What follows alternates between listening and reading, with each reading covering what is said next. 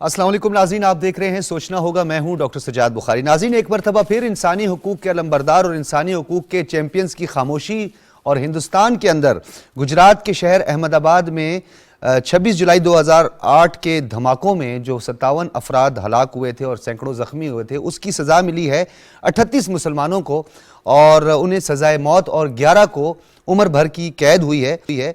और दूसरी जानिब हिंदुस्तान की तारीख में ये पहली मरतबा 14 बरस के बाद बैक वक्त इतनी बड़ी तादाद में लोगों को सजाए मौत हुई है।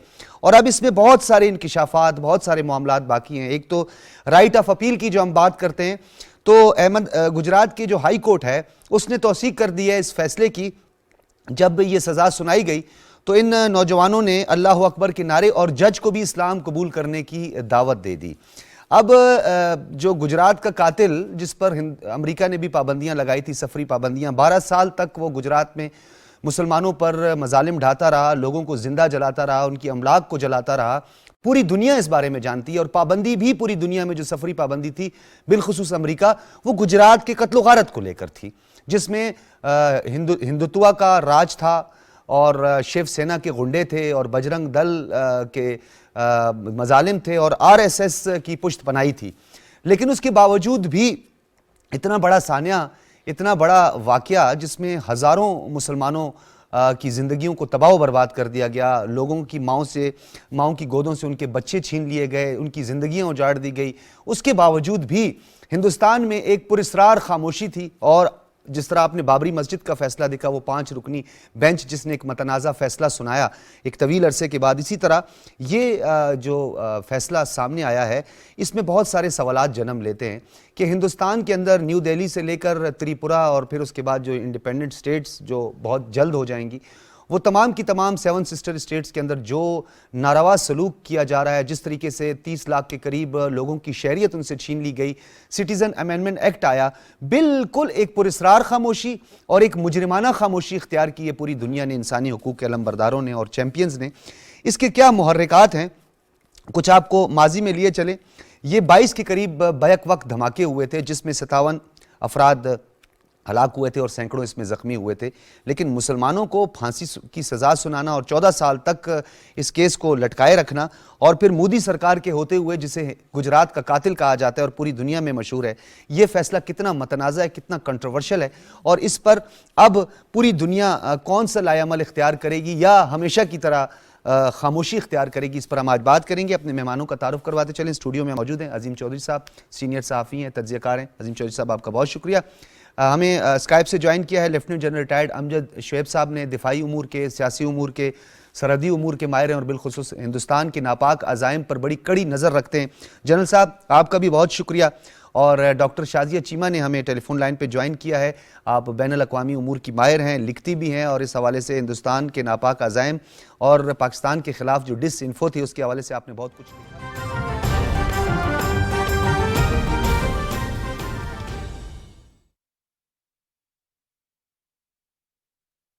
अल्लाहु अकबर, अल्लाहु अकबर, अल्लाहु अकबर, अल्लाहु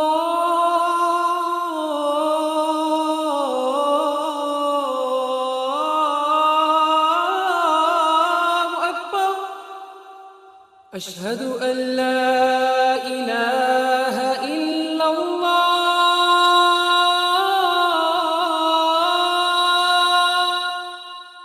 अशहदु अल्ला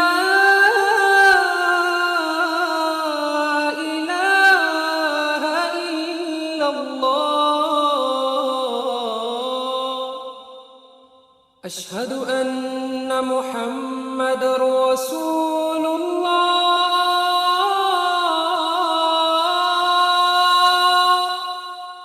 अशहदु अन्ना मुहम्मदर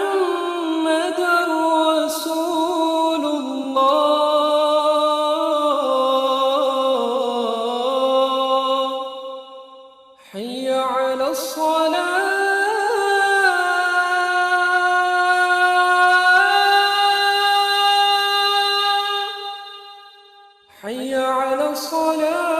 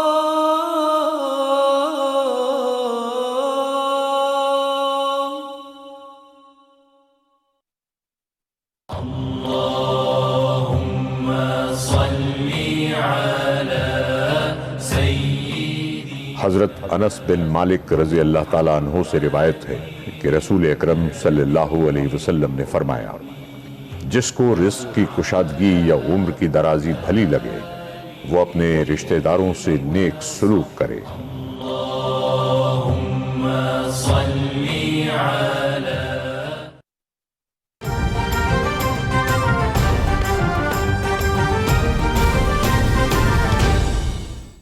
इतने बड़े इनकी पूरी हिस्ट्री में पहला मौका है कि इन्होंने किसी एक केस में इतने लोगों को सजाए मौत दे दी, और वो सिर्फ इस वजह से कि ये मुसलमान हैं। ठीक है। वरना तो धमाका अगर किया भी हुआ और वो वाकई को मुसलमान ऑर्गेनाइजेशन थी जिसने किया, तो उस चीज के जिम्मेदार 2, 4, 6, 10 लोग होंगे मैक्सिमम। आप 50 लोग मारे गए, 50 को तकरीबन 49 लोग हैं जिनको आपने सजा दे दी, 11 को आपने दे दी उम्र कैद, और 38 को आपने सजाए मौत सुना दी। तो जरा सा भी अगर किसी पे शुबा पड़ा है, इन्होंने उठा के उसको सजा मौत दे दी है, तो ये डेफिनेटली मुसलमानों के लिए वहां सोचने के लिए ये मौका है कि क्या उनकी आइंदा आने वाली नस्लें महफूज हैं वहां पे, जिन हालात में भारत आज है या आगे बढ़ रहा है। ये बहुत बड़ा सवाल है और मुसलमानों को सोचना होगा। ये वो जो अवैसुद्दीन है, या क्या उनका नाम है, वो जो असदुद्दीन अवैसी जी, हाँ, ये उनके काम नहीं है। ये वो लोग जो है वो भारत के जर खरीद हैं, देवबंद वाले भारत के खरीद हैं। ये बाकी मुसलमानों को सोचना होगा कि उनकी जिंदगियां वहां महफूज हैं या नहीं है। उन पे झूठे इल्जाम लगेंगे। वैसे जनरल साहब, ये आपका नुक्ता बड़ा अहम है, और हिंदुस्तान के जो वासी हैं और खासतौर पे मुसलमान हैं, उनके लिए ये अब सोच विचार में उन्हें पढ़ना चाहिए, और ये उनके लिए बड़ा एक अलमिया लम्हा फिक्रिया होना चाहिए कि उनकी आने वाली नस्लों के साथ क्या होने जा रहा है। डॉक्टर शाजिया, ये बताइएगा कि आज लोकसभा में भी और ओवरऑल जो है भारतीय पार्लियामेंट के अंदर सिंगापुर के वजीर आजम की उस स्टेटमेंट की बड़ी बाज़गश्त हो रही है। उन्होंने हाई कमिश्नर को भी बुलाया, अपना एहतजाज रिकॉर्ड करवाया। सिंगापुर के वजीर आजम ने पार्लियामेंट के अंदर गुफ्तगू के दौरान ये नुक्ता उठाया है कि हिंदुस्तान की 50% से ज़ायद जो पार्लियामेंट है और जो पार्लियामेंटेरियन है वो इस वक्त किसी न किसी तरह कत्लो गारत में मुलविस हैं, मुजरिम हैं, उनके ऊपर केसेस हैं इस वक्त। और यानी उन्होंने ये कह दिया कि 50% जो पार्लियामेंट है वो बोगस पार्लियामेंट है, कातलों की पार्लियामेंट है, और जो दहशतगर्द अनासिर हैं और जो गुंडे हैं उनकी पुश्त पनाही करने में मुलविस हैं। क्या कहेंगी आप? अब ये तो आवाजें उठने लगी हैं। डॉक्टर साहब, उन्होंने तो 50% कहा है। इनके अपने इंडियन ही एक जर्नलिस्ट हैं, वो अपना एक वीलॉग चलाते हैं। उन्होंने बाकायदा लिस्टिंग प्रोवाइड की है कि इनका कौन कौन सा एमएलए, कौन कौन सा मेंबर पार्लियामेंट जो है उस पे कौन सा मुकदमा है, और उनमें से काफी तो ऐसे हैं जो कि वांटेड हैं। आप अंदाजा कर सकते हैं कि वो वांटेड हैं, वो पुलिस के लिए वांटेड हैं। मोदी भी तो वांटेड है अभी तक। डॉक्टर शाजिया, मोदी भी तो वांटेड है। मोदी भी वांटेड है तो जाहिर है फिर उसके बाद जितने भी पार्लियामेंट में बैठे हुए हैं, और बाकायदा वो इंडिया में ही वो लिस्ट जो है वो पब्लिश भी हुई, फिर वो जर्नलिस्ट अरेस्ट भी हुए, और सारा जो है ये मसले मसाइल जो है वो उनके साथ चलते रहे कि जी इस पे बात करे तो कौन करे। अगर उनका लीडर भी वांटेड है और फिर पूरी पार्लियामेंट भी जो है वो वांटेड है, तो हम बात करें तो करें किससे? इनमें से मुकदमों की बात तो एक तरफ है, यानी जो भी इलाके का मजबूत तरीन गुंडा है वो आपको पार्लियामेंट में चाहिए, तो फिर आपको ऐसे ही वाकयात देखने को मिलते हैं जो कि अब हमें देखने को मिल रहे हैं, जो कि हम पिछले पूरा 1 साल हमने पंजाब में देखे, जो कि हम 7 सिस्टर स्टेट्स में देख रहे हैं कि लाशों के ऊपर रक्स किया जा रहा है। ना सिर्फ ये कि ऑफिशियल यूनिफॉर्म में मर्डर कर रहे हैं, बल्कि उसके बाद वहां पे फतह के जश्न भी मना रहे हैं। तो इतना जो मॉरल डिके है ये बहुत क्वेश्चनेबल है पूरी दुनिया के लिए। हम तो इस पे आवाज उठाते ही रहेंगे, लेकिन ये पूरी दुनिया के लिए बहुत क्वेश्चनेबल है कि आपकी जो प्रोफेशनल और पर्सनल इंटेग्रिटी है वो कहाँ तक है, और वो कहाँ स्टैंड करती है, और कहाँ पे आप ये समझते हैं कि नहीं अब इसको हम बिल्कुल साइड पे रख देते हैं, अब हमारा लाशों के ऊपर डांस करना भी जायज है, अब हमारा लॉ जो है उसको प्रोटेक्ट करना जो है वो हमारे लिए कोई मायने नहीं रखता। अब आपने पिछले दिनों देखा उनका एक पॉलिटिकल जो लीडर है उसका मर्डर कर दिया गया है, दीप सिद्धू का, पंजाब में, और आपने देखा कि किस तरह से पूरी वेन्यू जो है वो धुला, और उसके बाद वहां से गाड़ी गायब हुई। आई मीन मैं साइड ट्रैक नहीं करना चाह रही, मैं ये कहना चाह रही हूँ कि ये बड़ी होलिस्टिक सी पिक्चर है, इसको एक सिनेरियो में नहीं देखा जा सकता। अच्छा डॉक्टर शाजिया, पूरी दुनिया जब ये सजाए मौत को इंसानी हुकूक की संगीन खिलाफ वर्जी करार देती है और पूरी दुनिया जो है वो सजाए मौत हो, फांसी हो, इस पर बड़ी लबकुशाई होती है, इस पे बहुत ज़्यादा डिबेट होती है।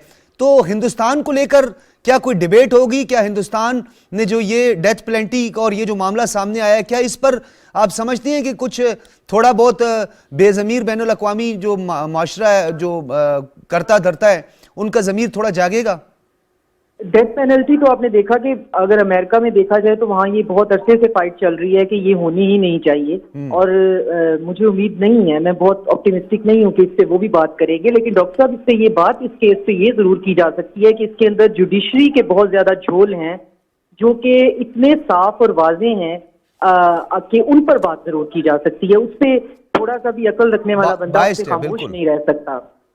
मिसाल के तौर पे कि इनके पास कोई आई विटनेस नहीं है और इन्होंने पूरा हजूम जो है उसको एज एन आई विटनेस जो है वो कानूनन वहां पे करार दिया हुआ है। एक इवेंट के पूरे हजूम में जितने भी बंदे इनको ये शुबा हुआ कि वहां पे मौजूद हो सकते हैं, उन्होंने आई विटनेस की लिस्ट में उनको शामिल किया हुआ है, जिसको कि स्टैब्लिश करने में इनको 1 दिहाई से ज्यादा लग गया क्योंकि वो आई विटनेस थे ही नहीं। दूसरा, ये कैटेगोरिकली कागजों में लिखते हैं कि वो कोई इंडियन मुजाहिदीन उस तंजीम का नाम है। इस नाम की कोई तंजीम ना हमने कभी सुनी है, इंडियन मुजाहिदीन, ना इस नाम की कोई तंजीम। लेकिन आजकल हम सुन रहे हैं तहरीक-ए-तालिबान हिंदुस्तान, हम सुन रहे हैं आजकल एक नई नहीं, ये आज कहीं से इन्होंने किया है। हम तो देखें, हम तो बात करते हैं फैक्ट्स की और जो चीजें आप प्रोवाइड करते हैं। आप इस केस को फॉलो करें तो वहां पे वो जिस तंजीम ने, जिसके ऊपर बाकायदा ये मुकदमा चला, वो फ्रेज ही यही है कि इंडियन मुजाहिदीन ने ये तस्लीम किया है कि हमने ये तमाम जो काम है ये हमारा है, लिहाजा हम जितने भी लोग इंडियन। चले डॉक्टर शाजिया, वैसे इसका एक पहलू बड़ा मुस्बत भी है और हमने शुक्र अदा किया। वैसे तो नाक पे मक्खी बैठी हो, कबूतर चला जाए, हमारी टिड्डियां चली जाएं, गुब्बारे वहां पे उड़ के चले जाएं तो वो हमारे मुखबर होते हैं। उधर तो कुछ भी हो पाकिस्तान ने करवाया, ये शुक्र है कि इंडियन मुजाहिदीन का नाम ले लिया। अच्छा अजीम चौधरी साहब, जिस तरह डॉक्टर शाजिया भी ये बात कर रही थी, अपोजिशन रहनुमा जो हैं इस वक्त, उन्होंने भी, राहुल गांधी भी बड़े सरापा एहतजाज हैं, इस हवाले से बात करते भी रहते हैं। गो कि हमारे उनसे भी गिले शिकवे बहुत हैं। इज्तमाई खबरें भी उन्हीं के दौर में ही दरियाफ्त हुई थी कश्मीर में, और मजालिम का सिलसिला आज तक भी जारी है और बदतरीन मजालिम भी डाए गए थे। लेकिन गो कि बीजेपी जितनी एक्सट्रीमिस्ट नहीं रहे वो। क्या आपको लगता है कि हिंदुस्तान के अंदर, जिस तरह जनरल साहब ने कहा कि अवैसी साहब जो कहते हैं कि हमारा हिंदुस्तान, हमारा पाकिस्तान से कोई सरोकार नहीं है, बाज़ औक़ात इस तरह की भी बातें कर जाते हैं, क्या उनको अपने हिंदुस्तान के अंदर ये जो मजालिम है और आने वाली नस्लों के जो ख़तरात हैं, क्या उसके लिए कोई हिकमत अमली वो तैयार करेंगे? बहुत शुक्रिया डॉक्टर साहब। जमीयतुल उलमाए हिंद, देवबंद, मदरी साहिबान, इनकी गुफ्तगू अगर आप इंटरनेट पे सुन लें तो आप इन सब लोगों को पाकिस्तान से इतना दूर कर दें और इतने इनके जो मामलात हैं वो किसी भी इंडियन से, जो गलीज़ इंडियन है, उससे भी ज़्यादा आगे के हैं। जिस तरह वो पाकिस्तान को गाली देते हैं, जिस तरह वो पाकिस्तान को बुरा कहते हैं, काबिल नफ़रत है। वो हैं तो बज़ाहिर मुसलमान, लेकिन इंडिया में रहते हुए उन्हें इस्लाम याद नहीं आता, उन्हें मौत याद नहीं आती, उन्हें आखिरत याद नहीं आती, उन्हें रसूलुल्लाह सल्लल्लाहु अलैहि वसल्लम की तालीमात याद नहीं आती, उन्हें हक़ और सच की बात याद नहीं आती। उन्हें ये याद आता है कि हुकूमत से पैसे कैसे लेने हैं और हुकूमत का आला कार कैसे बनना है। पाकिस्तान की मुखालफत भी जिन लोगों ने की थी, उनमें ये मकतबा फ़िक्र मौजूद था। मैं इसको बढ़ाना नहीं चाहता, लेकिन सिर्फ निशानदेही करना चाहता हूँ। इंडिया में सूरत हाल जो है वो हमारे लिए ज़रा ज़्यादा तशवीशनाक है, इसलिए कि हम बिल्कुल उनके हमसाए हैं। एक लंबी हमारी सरहद उनके साथ मिलती है, सही, और हमारा डिस्प्यूटेड एरिया भी उन्हीं के साथ मिलता है। मशरक़ी पाकिस्तान के मामला तो जो हुए सो हुए। अगर आज आप देखें जो आजकल एक ड्रामा चल रहा है एक टीवी चैनल पर, तो आपको मशरक़ी पाकिस्तान की वो पिक्चर नज़र आ जाएगी जो भारत ने वहाँ जुल्म किया, जिस तरह लोगों को मारा, जिस तरह ख़वातीन को मारा, जिस तरह बच्चियों को मारा, जिस तरह फ़ौजियों को मारा। ये सब चीज़ें भारत की फितरत का हिस्सा हैं, और इसमें सिर्फ भारत की वो साइकोलॉजी शामिल नहीं है कि मुसलमानों का कत्ल किया जाए। जुल्म यह है कि इसमें भारत की रियासत शामिल है, ठीक है, भारत की अदलिया रियासत की शामिल सरपरस्ती में सब कुछ जी। अदलिया भी बाइस्ड है, अदलिया तो ये सब कुछ करके उस पर ठप्पा लगा देती है कि ये ठीक हो रहा है। जैसे बाबरी मस्जिद का एक मतनाज़ा जैसे ये मामला आज हाँ, जिसको हम बिल्कुल। गुफ्तगू कर रहे हैं, जैसे वो तो आइन को नहीं पीछे छोड़ देते हैं। 370 वाला जो मामला है और 35 वाला मामला जो कश्मीर पे है, उस पर सुप्रीम कोर्ट का रद्दअमल आया, सीएए पर भी खामोशी है। जी उस पर भी खामोशी है। तो जब वहाँ सुप्रीम कोर्ट की हद तक आइन की बालादस्ती को तस्लीम नहीं किया जाता, तो आप और मैं कैसे ये तसव्वुर करें कि वो इंडियन पीनल कोड के मुताबिक जो फैसले कर रहे हैं वो इंसाफ पर मबनी होंगे। कभी दुनिया में किसी बलवे के हवाले से, किसी ऐसे वाक़े के हवाले से अव्वल तो इसकी मिसाल नहीं मिलती, और अगर ढूंढी भी जाए तो 38 लोगों को इकट्ठे फांसी देना, इसकी कोई मिसाल नहीं मिलती, कहीं नहीं मिलती। और इतने लोगों को साथ सारी उम्र के लिए जेल में डालना और 14 साल तक इसको पेंडिंग में रखना। जी, इसमें मैं आपसे मजीद गुजारिश करूं कि उनके पास तो वो फौजी मौजूद है अभी, जिसने समझौता एक्सप्रेस को आग लगवाई और लगाई, उसके दरवाजे बंद किए, मुसलमानों को जलाया गया, वहाँ फिल्म भी शायद कोई छोटी मोटी बनी या डॉक्यूमेंट्री बनी। लेकिन अगर आप इंडिया के वो जर्नलिस्ट जो इंडिया से बाहर रहते हैं और हकूक़ इंसानी के लिए काम करते हैं, उनकी बात सुने तो वो हमसे ज़्यादा नाक़िद हैं इंडिया की पॉलिसीज़ के। अब जहाँ तक मामला है बीजेपी का, इनके हिंदू एक्सट्रीमिज़म का और इनके बाकी मामलात का, उसको आप यूँ देख लीजिए कि वहाँ सबसे बड़ी जो उनकी है सूबाई हुकूमत यूपी की, उसके इंतखाबात आ चुके हुए हैं, और उन इंतखाबात में मासवा इसके कि वो मुसलमानों को निशाना बना बिल्कुल के, वो योगी आदित्यनाथ जो है वो तो उस पर खास तौर पर अगर हम देखें उसने तो, और लेकिन अब कर्नाटक के मामले पर भी थोड़ी सी हम चौधरी साहब बात करेंगे, और जनरल साहब की तरफ में जाऊंगा। जनरल साहब ये बताइएगा कि ये मामला क्या हम समझ नहीं पा रहे, दुनिया को समझा नहीं पा रहे, दुनिया नहीं समझ पा रही, दुनिया समझना नहीं चाहती कि ये आखिर हिंदू सुपरमेसी की लड़ाई है, ब्राह्मणिज्म यानी ब्राह्मण सुपरमेसी की लड़ाई है, ये आखिर आरएसएस की आइडियोलॉजी बहुत कॉम्प्लिकेटेड है। एक तो कत्लो गारत, बलि चढ़ाना, खून की नदियां बहाना, ये तो इनकी एक आइडियोलॉजी समझ में आती है, नाजीइज्म और ये सब कुछ। लेकिन हिंदुस्तान के लोग क्यों मोदी की सपोर्ट करते हैं? दूसरी मर्तबा उसे दोबारा मुंतखब कर लिया गया, जबकि वो हिंदू की बात नहीं करता, क्योंकि उसमें तो दलित सबसे ज्यादा हैं, शूदर भी बहुत बड़ी तादाद में, और वो सारे ब्राह्मण्स की भी बात नहीं करता, उन ब्राह्मण्स की बात करता है जो शिव के सबसे पाक लोग हैं। वो कहते हैं कि जी हमारे जो ब्राह्मण्स जो आरएसएस को और हमारी आइडियोलॉजी को फॉलो करते हैं, वो मखसूस एक तबका है ब्राह्मण्स का। तो क्या हिंदुस्तान के लोग इस बात को नहीं समझ पा रहे? देखिए, बात यह है कि मोदी की सियासत, उसका कैरियर, अगर आप उसको देखें तो वो दो ही चीजों पे मुहित है। अगर अवाम में इन्होंने मुसलमानों के खिलाफ इतनी नफरत न फैलाई होती तो ये सबसे ज्यादा मकरूह इंसान होता जब इन्हें 2000 लोगों को मरवाया गुजरात में, और सारी दुनिया जानती थी कि ये टेररिस्ट है। तो क्या भारत के लोगों को पता नहीं था? वो सिर्फ उस नफरत को पालते हैं या उसके ऊपर जीते हैं जो कि मुसलमानों के खिलाफ फैलाई गई है वहां पे। ये एक नफसियाती मसला बन चुका है वहां पे, और वो अब इस हद तक बढ़ चुकी है ये नफरत कि अब इसको पीछे ले जाना, इसको कम करना, ये अब किसी के बस की बात नहीं। वहां पे ये बढ़ती जा रही। सो वहां पे लोकली तो मोदी ने हिंदुत्व का प्रचार करके, हिंदुत्व का यानी उसकी सुप्रीमेसी कायम करने के लिए अवाम में ये सारा ढोंग रचाया। और ये हमें पता था क्योंकि उसका जो मैनिफेस्टो था, उसका पहला पॉइंट ही यही था, हिंदुत्व का। और वो हिंदू ने उसको हिंदुत्व के नाते उसको अपने पास उसको प्रमोट किया कि ये हिंदू मजहब को यहाँ पे लागू करेगा या प्रिवेल कराएगा। दूसरी चीज उसकी है कि पाकिस्तान से नफरत।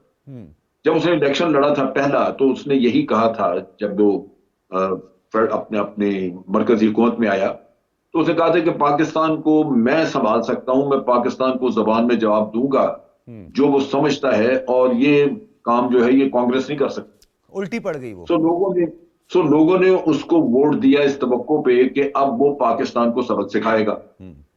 अब वो पाकिस्तान को सबक सिखाने से रहा, लेकिन वो उस वक्त से कोई ना कोई झूठ ड्रामा रचाता है और लोगों से सपोर्ट लेता है। जैसे उन्होंने सर्जिकल स्ट्राइक की बात की, या पुलवामा के बाद आप देखें जाके ये बालाकोट वाला ड्रामा रचाया, कई ड्रामे रचाए उसने। उड़ी कोट था, और पठानकोट का LOC वाकया इसी तरह का रचाया उसने।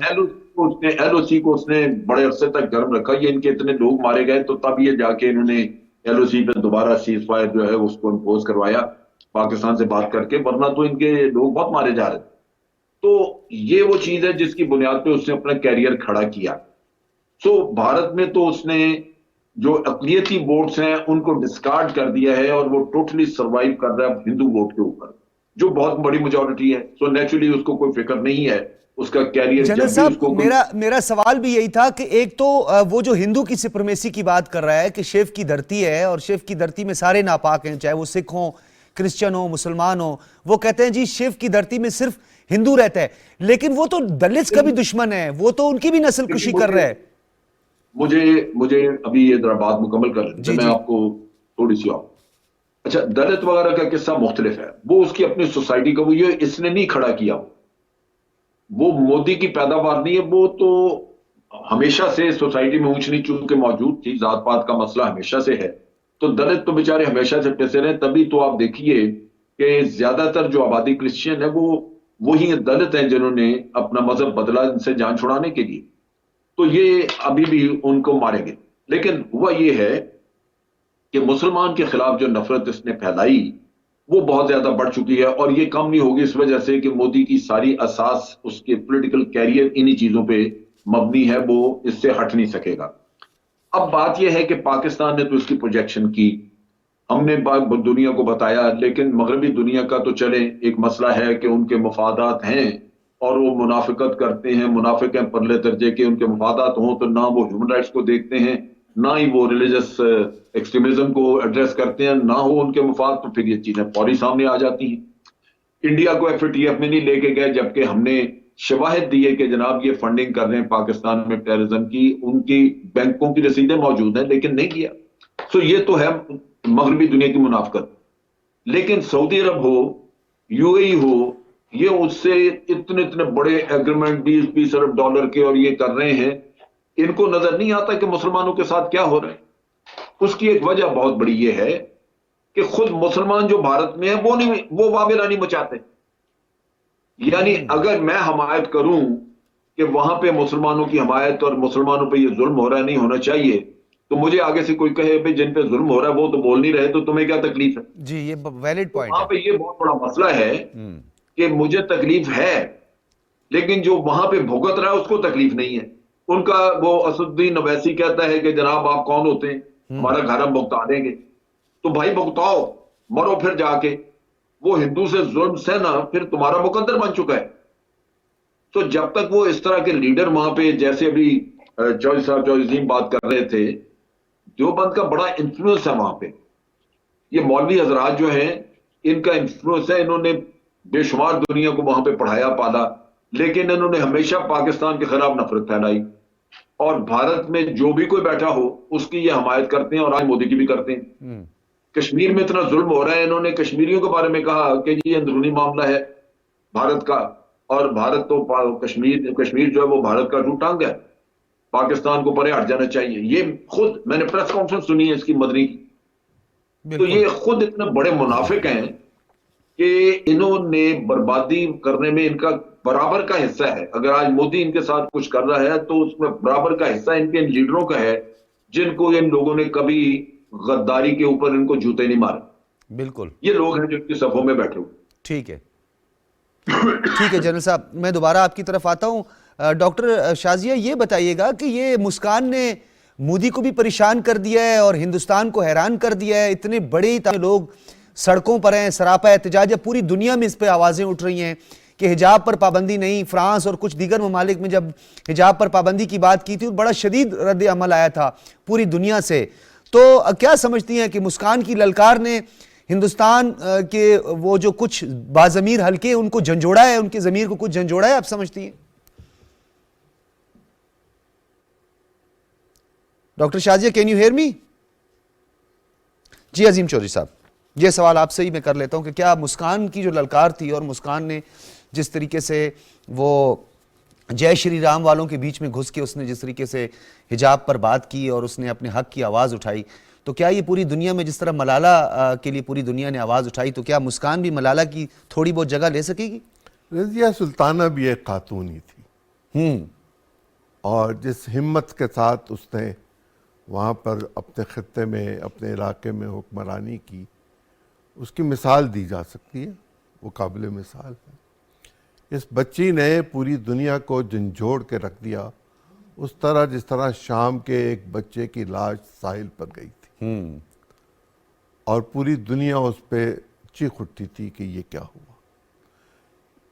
राजस्थान के इलाके में रवायती तौर पर ख्वातीन पर्दा करती हैं, बिल्कुल, आज भी वो हिंदू हों, वह सिख हों, वह ईसाई हों, वो मुस्लिम हों, वो पर्दा करती हैं।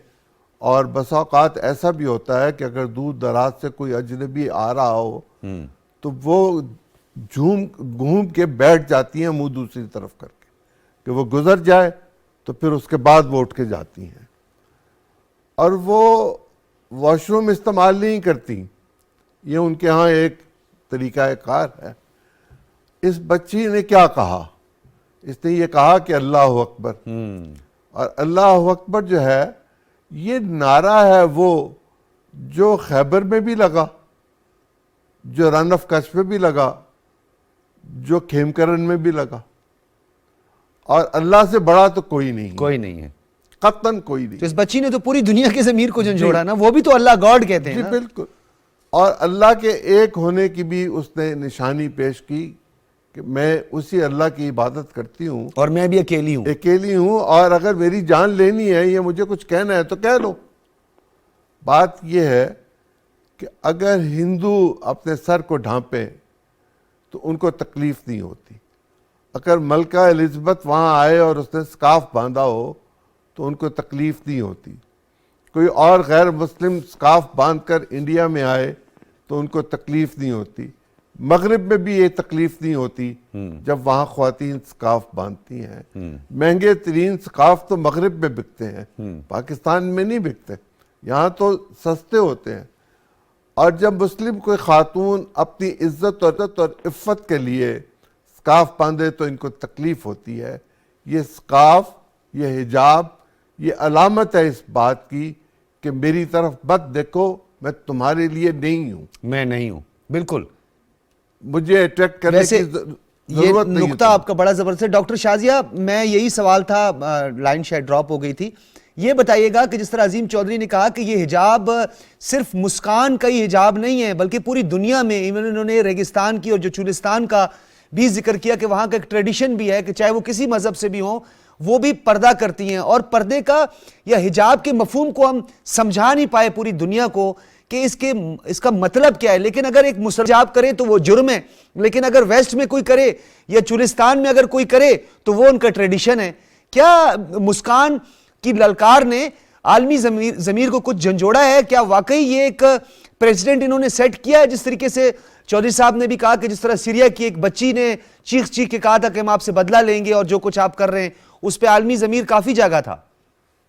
इसमें डॉक्टर साहब सबसे पहली बात तो समझने की ये है कि हिजाब जो है, जो ड्रेस कोड है वो पर्सनल चॉइस से है। आप हिजाब लेना चाहते हैं या नहीं लेना चाहते, दोनों सिलसिलों में कोई पाबंदी नहीं होनी चाहिए।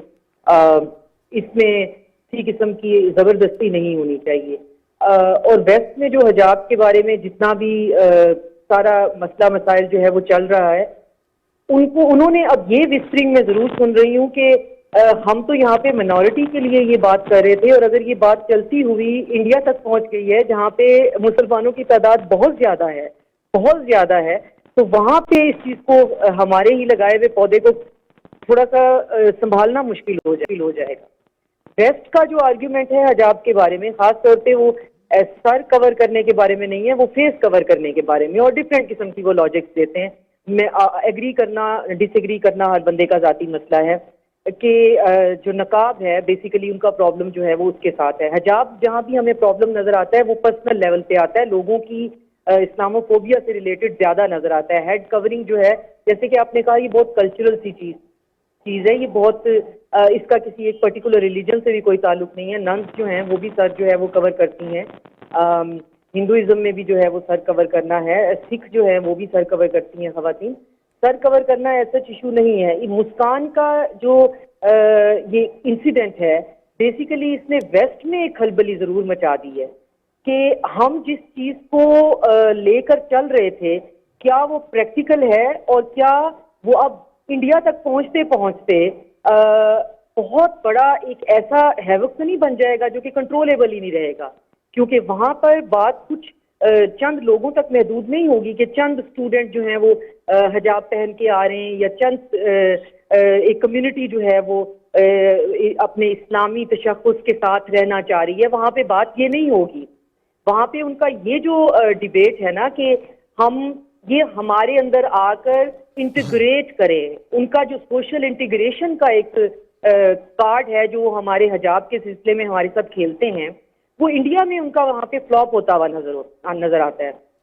क्योंकि कल्चरली और सोशली इंडिया के अंदर हेड कवर जो है वो सोशल इंटीग्रेशन का कोई चक्कर नहीं है। यहाँ आप ये नहीं कह सकते कि जी ये लोग हमसे आके इंटीग्रेट नहीं करते, ये एलिनेट होते हैं। तो हमारा कल्चर इंटीग्रेशन पे है, एलिनेशन पे नहीं है। हम सब मर्ज करते हैं, हम आपस में इकट्ठे रहते हैं। तो आप क्यों कुछ ऐसा ड्रेस कोड रखें जिसमें आप स्टैंड आउट करें या प्रोमिनेंट हों। तो अब आप मुस्कान की मैं तो उस दिन से यही सोच रही हूँ कि जहाँ पे पब्लिकली अब ये बात हुई, तो मुझे ये बताइए कि अब अगर आप बात वहाँ पे पर्सनल राइट्स की आप कहते हैं, जी बिल्कुल है, पर्सनल राइट है, आपकी मर्जी है आप सर कवर करें या ना करें। हम सिर्फ नकाब का हमारे साथ प्रॉब्लम है और वो हमारे कुछ लीगल इशू हैं और कुछ और प्रॉब्लम है। अच्छा डॉक्टर शाजिया, एक और बड़ी अहम मिसाल है। आज हम जिस मुल्क में बैठी हैं, आप भी यहाँ पे मौजूद हैं, एक नज़रियाती तौर पर पाकिस्तान का क़याम अमल में आया और पूरी दुनिया में दो ही इस चीज़, एक को तो हम स्टेट ही नहीं समझते, इस्लामी जमहूरिया पाकिस्तान, जहाँ पर मजहबी आज़ादी भी है, पर्सनल जो आपने राइट्स की बात की है वो भी उसमें शामिल है। अगर तो ये होता तो ये पाकिस्तान में लाजिम होता कि खातून जो है उसने बापर्दा ही होना है। ये पाकिस्तान जो इस्लामी जमहूरिया पाकिस्तान है, यहाँ पे भी हर आदमी आज़ादी से अपनी ज़िंदगी गुजार सकता है। अगर कोई खातून बापर्दा रहना चाहती है, हिजाब के साथ आना चाहती है किसी इंस्टीट्यूशन में तो भी अलाउ है, नहीं आना उसके बगैर आती है तो भी अलाउ है। तो हिंदुस्तान के अंदर इसका प्रचार ये बिल्कुल समझ से बालातर है बात। उसकी डॉक्टर साहब डायरेक्ट इसके तार मिलते हैं उसी वेस्टर्न इंजीनियर्ड इस्लामोफोबिया से, जिसका कि हिंदुत्व जो है अपनी तरफ से समझ रहा है कि वो बहुत फायदा उठा रहा है, जिसपे अरुंधति राय ने बहुत डिटेल में बात की है कि ये फायदा नहीं, आने वाले नस्लों की कब्रें खोदी जा रही हैं। ये वही वेस्टेड इंटरेस्ट के साथ वेस्टर्न इंजीनियर्ड इस्लामोफोबिया है, जिसका कि बीजेपी वाले अपनी तरफ से उसका बेनिफिशरी होने की कोशिश कर रहे हैं, लेकिन वो उसके बेनिफिशरी नहीं है। अगर वो थोड़ा सा आंखें खोल के देखें तो वो एक पूरे के पूरे कल्चर और एक पूरी की पूरी एथनिसिटी के साथ टकरा रहे हैं, जो कि वहां पे इतनी मिनॉरिटी में नहीं है जितनी कि वेस्ट में है। और वहां पे उनके लिए प्रॉब्लम जिससे बहुत ज्यादा होंगे जो उनसे संभाले नहीं समझेंगे। अब मसला ये है कि ये सुसाइडल इतना बीजेपी इतना सुसाइडल हो है क्यों, उसकी वजह क्या है? उसकी वजह ये है कि वो सिर्फ एक मजहब के या एक एथनिक मिनॉरिटी के अगेंस्ट नहीं है। जैसा कि आप भी जानते हैं, उन्होंने सिखों के साथ कितना बहन भाइयों वाला रिश्ता रखा हुआ है। उन्होंने बाकी जो है वहाँ पे उनके पारसी हैं, जैन हैं, उनके साथ वो कितने सुकून में वहाँ पे रह रहे हैं, वहाँ पे उनके ईसाई कितने सुकून में रह रहे हैं। और जो हिंदू नहीं हैं और शेड्यूल्ड कास्ट हैं, जो कि खुद को हिंदू कहते हैं लेकिन हिंदुत्व जो है उसके अंडर वो हिंदू नहीं है, वो कितने सुकून में है। वो तो बहुत चौमुखी खेल रहे हैं और बहुत सुसाइडल से होके कि हर तरफ से हम सिर्फ बरहमन जो हैं, ये हिंदुस्तान जो है वो सिर्फ बरहमनों का होगा और बाकी सब जो हैं वो इसमें या तो वो हमारे लिए वही होंगे, शूदर हैं और शूदरों की तरह रहेंगे, वरना यहाँ पे इक्वालिटी की कोई बात नहीं है। और इसमें उनको जो चांस मिलता है वो उसको अपनी तरफ से एक बहुत बड़ा बेनिफिट बना के उस पर खेलना शुरू कर देते हैं, जो कि अकल रखने वालों को ये समझ में आ रहा है कि अगर ये चीज वेस्ट में नहीं चल सकी है, वहां पे आपको बहुत लॉजिकल जस्टिफिकेशंस देनी पड़ रही हैं। फॉर इंस्टेंस के जी एक मेडिकल प्रोफेशन है या डॉक्टर पेशेंट का कनेक्शन है तो हिजाब ये है, हिजाब वो है, और मैं पढ़ती रहती हूँ कि वो बाकायदा नकाब की लॉजिकल जस्टिफिकेशंस देने पे आ गए हुए हैं।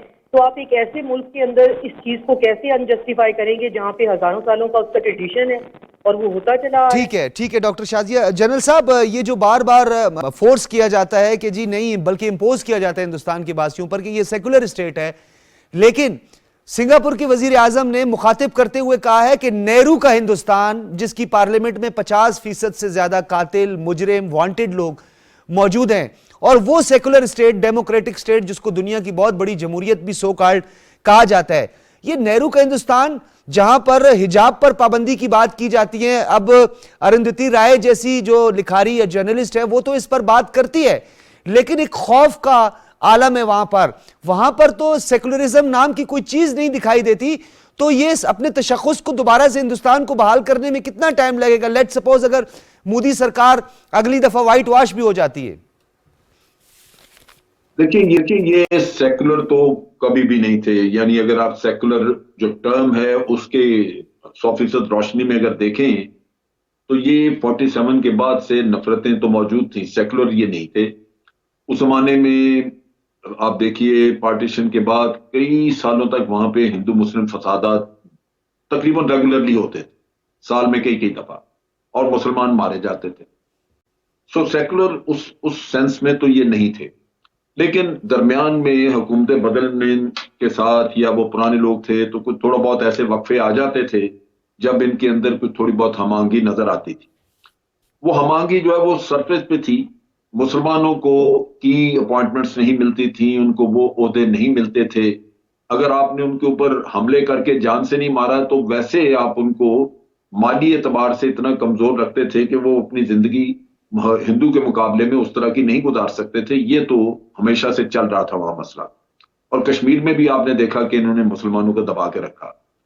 अब ये मोदी के आने के बाद वो उसकी शक्ल बिल्कुल बदल चुकी है। ये पहला मौका है कि आरएसएस की जो आइडियोलॉजी हम किताबों में पढ़ते थे, जो हिटलर की अपनी सोच से बहुत ज्यादा मुतासर थी, मिलती जुलती लगती थी, नस्ल कुशी के नुक्ता निगाह से, तो उसमें अब आके उसमें तेजी आई। और उसकी बुनियादी वजह हम सब, मेरा ख्याल है कि लोगों ने आंखें बंद की रखी, वरना अंदाजा तो था। क्योंकि जब एक पार्टी इलेक्शन लड़ती है और मैनिफेस्टो लेके आती है और उसमें पहला पॉइंट यह है कि हिंदुत्व पे सारा डिपेंड करेगा उनका निजाम, तो इसका मतलब यह है कि वो समझते हैं कि वो गवर्नमेंट मशीनरी हो, अदालतें हों, उनकी लॉ एनफोर्समेंट एजेंसीज हों, उनमें हिंदुत्व प्रिवेल करेगी, कि हिंदू सुप्रीमेसी प्रिवेल करेगी। चुनाचे वो सबके अंदर ये सोच आएगी कि ना सिर्फ उनके अपने महकमों में हिंदू ही तरक्की करेगा और हिंदू ही डोमिनेट करेगा, बल्कि वो जहां जहां किसी और को,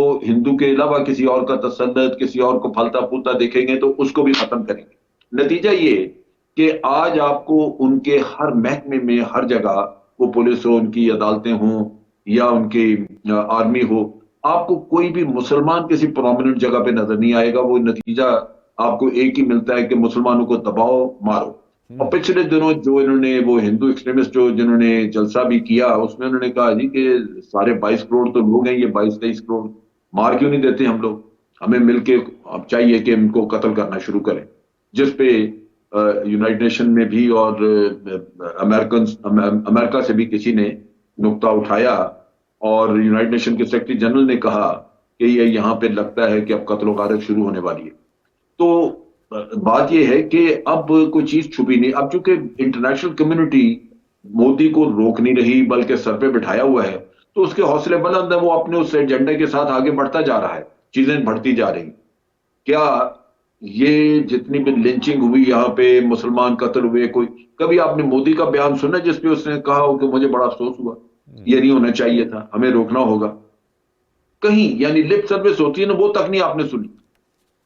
इससे नजर यही आता है कि वो पैटर्नाइज कर रहा है और उसके ज़हन में है कि ये चलता रहना चाहिए सिलसिला जो वो कर रहा है। तो मुसलमानों के लिए वहां पे लम्हा फिक्रिया है, उनको सोचना होगा कि आज वो तकलीफ उठा रहे हैं, कल उनकी नस्लें इनसे ज्यादा तकलीफ उठाएंगी, क्योंकि नफरतें जिस तरह वो फैला रहा है वो बढ़ती जाएंगी, वो कम नहीं होंगी।